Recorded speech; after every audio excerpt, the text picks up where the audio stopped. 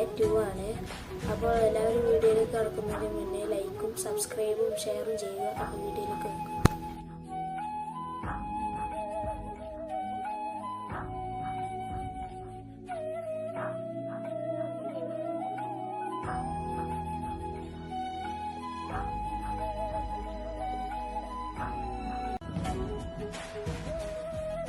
Video ഇഷ്ടപ്പെട്ടാൽ like ചെയ്യുക, subscribe ചെയ്യുക, ഷെയർ ചെയ്യുക.